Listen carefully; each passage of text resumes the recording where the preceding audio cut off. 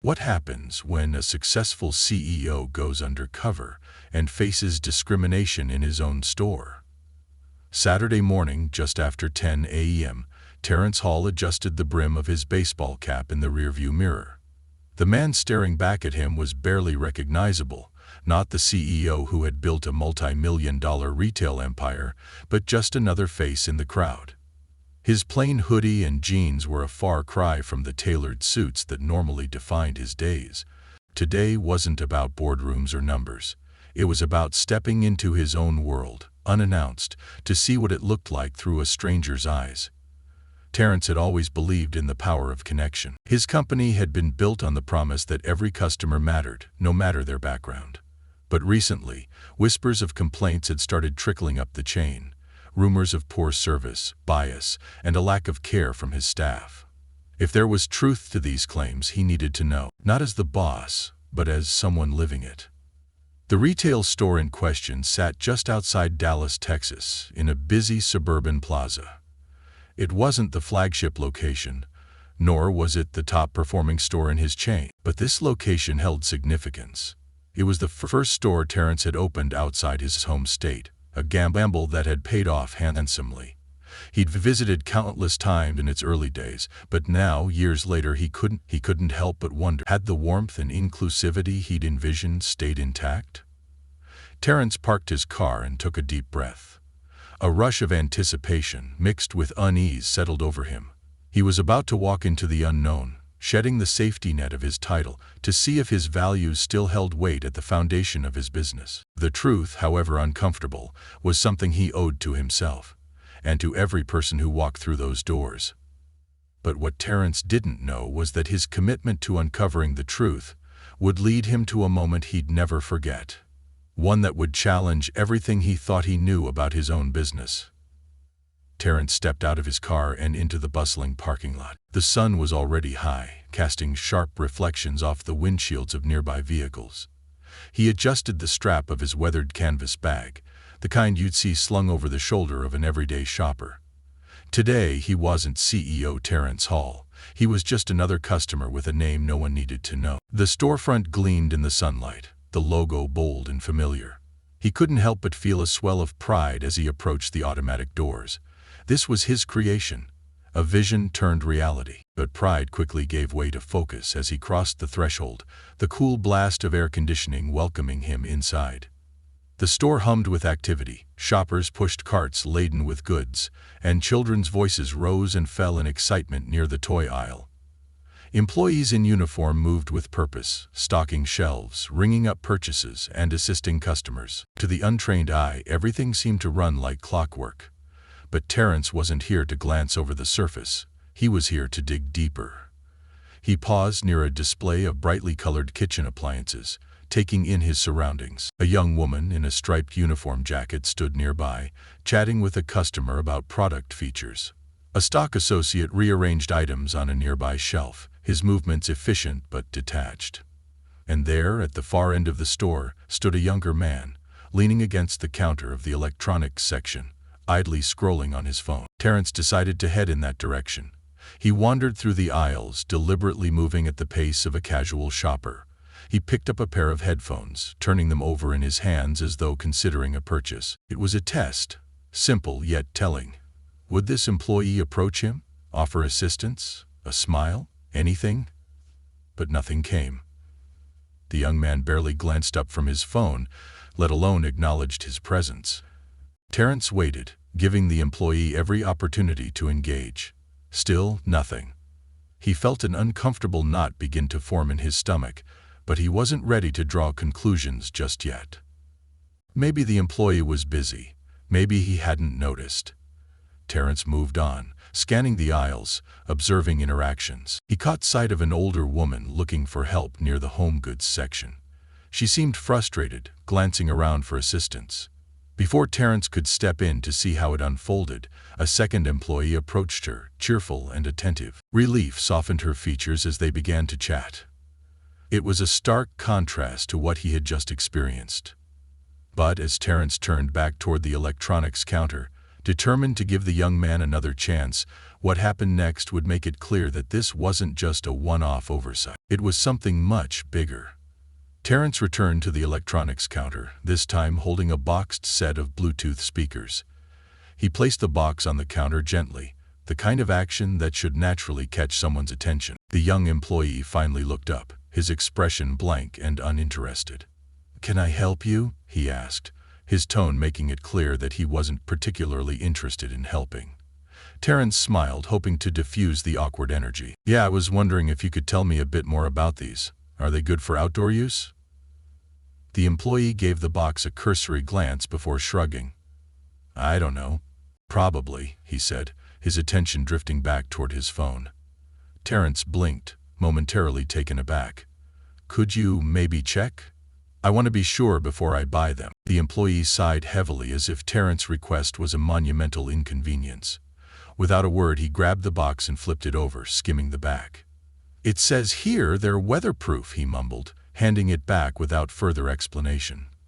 Terrence felt a wave of frustration rise within him, but he kept his voice calm. "Okay, and do you know if they're compatible with most devices?" The employee rolled his eyes. "Look, man, all the details are right here on the box. You can read it yourself." He motioned vaguely toward the shelf. "Or pick something else. Doesn't matter to me." A heavy silence hung between them, broken only by the distant hum of the store. Terrence could feel the tension creeping into his own posture. This wasn't just inattentiveness, it was outright dismissiveness. He glanced around, noticing other customers being treated with warmth and enthusiasm by employees. A white couple near the front was getting personalized assistance from the same young man who had helped the older woman earlier. Yet here he was, barely being acknowledged. Determined to remain composed, Terrence decided to test the situation further. "You seem busy," he said, trying to keep his tone neutral. "Is there someone else who might be able to help?" The employee smirked, the corners of his mouth curling with disdain. "I don't think anyone's free right now." "Just figure it out, all right?" The words stung more than Terrence expected. He wasn't angry, not yet. He was disappointed. This wasn't just a bad attitude. It was something deeper, something uglier. And it wasn't just about him. If this was how the employee treated someone he assumed was an ordinary shopper, how many others had left this store feeling the same sting of indifference? Before he could say another word, the young man turned away, grabbing his phone and walking off toward the back of the store. Terrence stood there, rooted in place, holding the box of speakers. For a moment he considered walking out, but he quickly dismissed the thought. He wasn't done yet. But what Terrence didn't realize was that this moment of dismissiveness would soon expose something far more troubling about the culture he thought he had built. Terrence set the speakers back on the shelf, his mind racing with thoughts. The encounter wasn't just unprofessional, it felt personal. He decided to explore the store further, observing how other employees interacted with customers. If this single experience was an anomaly, he needed to be sure. If it wasn't, he had a bigger problem on his hands. He wandered into the clothing section, where a young Latina employee was folding shirts at a display. She greeted him warmly, her smile genuine. "Let me know if you need help with anything," she said. It was a stark contrast to the cold reception he'd just experienced. Terrence lingered, pretending to browse, and noticed her assisting an elderly man nearby. She was patient and attentive, helping him find the right size and even suggesting a matching tie. The man's gratitude was evident, and the interaction left Terrence feeling a flicker of hope. Maybe the store wasn't entirely off track, but as he moved toward the home goods section, a conversation stopped him in his tracks. Two employees, both young and casually leaning against a shelf, were engaged in a hushed but unmistakably disrespectful exchange. "That guy over there," one of them said, jerking his head subtly in Terrence's direction, "is probably just here to browse. People like him never buy anything big." Terrence felt his jaw tighten as he pretended to examine a set of pots and pans. The other employee chuckled. "Yeah, he doesn't look like he's got the cash for this stuff, probably just wasting time." It was a gut punch. They didn't know who he was. To them, he was just another black man walking around a store they assumed he couldn't afford. The casual nature of their conversation, the ease with which they dismissed him, spoke volumes. It wasn't just one bad employee, it was a culture that had somehow allowed these attitudes to fester. He stayed quiet, resisting the urge to confront them then and there. Instead, he moved toward the checkout area, determined to gather as much insight as he could before addressing the issue. At the register, he found a middle-aged black woman ringing up customers with a kind, professional demeanor. Her name tag read Denise. Terrence watched as she greeted each person with a smile, her voice steady and warm. When his turn came, she looked up and smiled. "Did you find everything okay?" "Not exactly," Terrence replied, his tone measured. "But I think I'll hold off for now." Denise's smile faltered slightly, but she nodded. "Well, if you need anything, just let us know. We're here to help." Her sincerity was genuine, and for a moment it eased the weight on Terrence's chest. It was clear that not everyone in this store shared the same dismissive attitude. But it also highlighted the inconsistency. Why were some employees so welcoming, while others were so blatantly biased? But as Terrence walked out of the store, he couldn't shake the feeling that something larger was at play, and he knew it was time to confront the truth head-on. Terrence sat in his car, the afternoon heat pressing against the windows. He gripped the steering wheel tightly, staring out at the store that bore his company's logo. It felt surreal. This business, his pride and joy, were supposed to represent opportunity, fairness, and respect, yet the experiences he just had painted a different picture, one he wasn't prepared for but couldn't ignore. The dismissive behavior from the electronics employee lingered in his mind, but it was the casual comments he overheard in the home goods section that cut the deepest. These weren't isolated incidents. They hinted at a deeper issue within his company culture, one that had gone unchecked. He thought back to the early days of the business, when he personally trained every manager and hired staff based on shared values. Back then, he'd emphasized the importance of treating every customer like family, regardless of who they were or how much they spent. But as the company grew, those personal touches became harder to maintain. Delegation was necessary, but had it come at the cost of the values he'd worked so hard to instill? Terrence couldn't help but wonder if he'd grown too distant from the day-to-day operations. Success had brought expansion, but it had also created blind spots. Were managers fostering an environment of respect, or were they turning a blind eye to subtle prejudices and unprofessionalism? Had he failed to equip his employees with the tools to combat bias and treat everyone equally? He took a deep breath, his mind replaying the interactions from earlier. Denise, the kind cashier, had been a reminder of what his business should stand for. Yet employees like her were being overshadowed by those who didn't share her values. It wasn't just about the customer experience, it was about the culture he had allowed to take root. Terrence reached for his notebook, always kept in the glove compartment, and jotted down his thoughts. This wasn't just about fixing one store. It was about ensuring that every employee in every location understood the responsibility of representing his brand. It was about accountability, from the top down. But before he could rebuild, Terrence knew there was one more step to take. A step that would reveal just how deep the problem ran and challenge those at the heart of it. Terrence walked back into the store with a quiet determination. He wasn't here to create a scene or publicly shame anyone. This wasn't about ego. It was about addressing a culture that had gone astray. He headed toward the customer service desk and asked to speak with the store manager. After a few moments, a man in his late 40s approached. His name tag read Brian, and his demeanor was professional but slightly wary. "How can I help you today?" he asked. Terrence extended a hand. "Terrence Hall," he said, watching as Brian's eyes widened in recognition. "I'm the owner of this store." The manager's composure faltered for just a moment before he recovered. "Mr. Hall, it's an honor to meet you. If I'd known you were visiting—" Terrence held up a hand to stop him. "That's the point, Brian. You weren't supposed to know. I came here as a regular customer to see how things are really running, and what I saw today, it wasn't good." Brian's face reddened slightly. "I'm sorry to hear that. Can you tell me what happened?" Terrence recounted the events of the day, the indifference from the electronics employee, the overheard comments, and the stark differences in how customers were treated. He spoke calmly but firmly, his words carrying the weight of disappointment. "This isn't just about one bad employee," he said. "It's about a culture that allows this kind of behavior to exist. I've built this company on the idea that every customer deserves respect, regardless of who they are. Today I saw the opposite of that.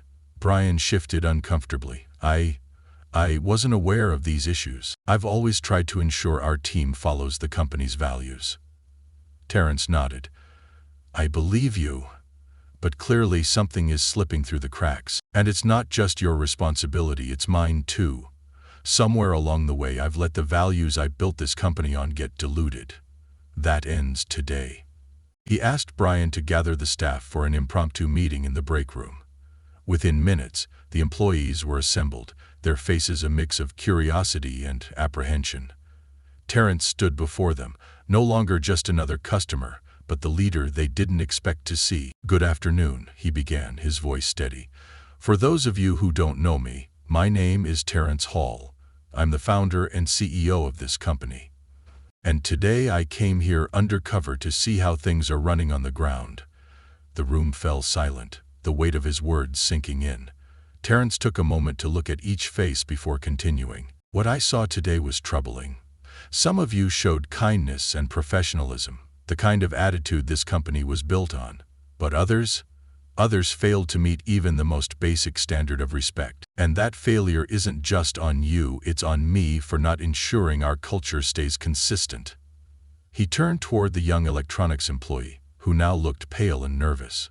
You dismissed me, ignored me, and made it clear I wasn't worth your time. That's unacceptable.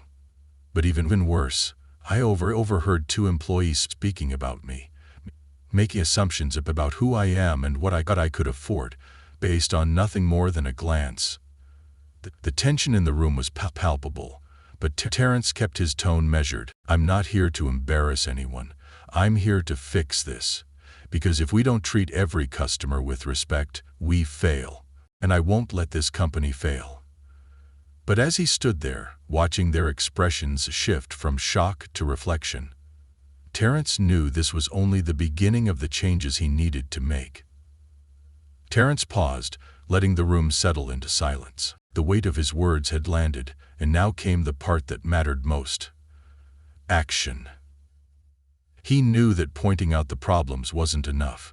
He needed to lead the way toward a solution. Here's what's going to happen, he continued, his voice calm but resolute. This isn't about punishment or pointing fingers. It's about accountability and growth. Every single one of us, myself included, has a responsibility to uphold the values this company was built on. Starting today, we're making changes. He turned to Brian, the store manager. First, we're going to implement mandatory training on bias and customer service, not just here but across every store. It's not enough to assume people know how to treat others. We need to teach it, reinforce it, and hold people accountable. Brian nodded, his expression a mix of relief and determination. Understood, Mr. Hall. I'll make sure it happens. Terrence addressed the group again. Second, I'll be visiting more stores in person, unannounced. This isn't about catching anyone off guard. It's about staying connected. I need to see firsthand what's happening on the ground. The employees exchanged nervous glances, but there was a sense of understanding in the room. Terrence could see that some of them, especially Denise, were nodding subtly in agreement. Lastly, Terrence said, his tone softening, I want to hear from all of you. What's working, what's not. If there are issues with leadership or policies, I need to know. My door is open, but more importantly, I'll make sure you have a way to voice concerns anonymously if you're not comfortable coming to me directly. The employees seemed to relax slightly, and Terrence took that as a sign to close on a heartfelt note. I started this company because I wanted to create something different, something better. A place where everyone, no matter who they are, felt valued. Somewhere along the way we lost a little of that. But I'm not giving up on it. I know we can do better, and I'm counting on all of you to help make that happen. As the meeting wrapped up, Terrence approached Denise, the cashier who had shown professionalism and kindness. Thank you for being a bright spot today, he said, offering a genuine smile. Your attitude reminds me why I started this business. Denise smiled back, her voice steady. Thank you, Mr. Hall. I just try to treat people the way I'd want to be treated. Walking out of the store for the second time that day, Terrence felt a mixture of exhaustion and hope. The road ahead wouldn't be easy, but it was necessary. He had been given a wake-up call, and now it was up to him to act on it. But as he drove away, Terence couldn't help but feel a renewed sense of purpose. He knew that sometimes facing hard truths was the only way to move forward, and that every step toward change started with someone willing to take the first. If this story resonated with you, remember that the smallest actions can create the biggest impacts. Treat people with respect, speak up when you see injustice, and never stop striving for a better, fairer world. And don't forget to subscribe for more stories that inspire change.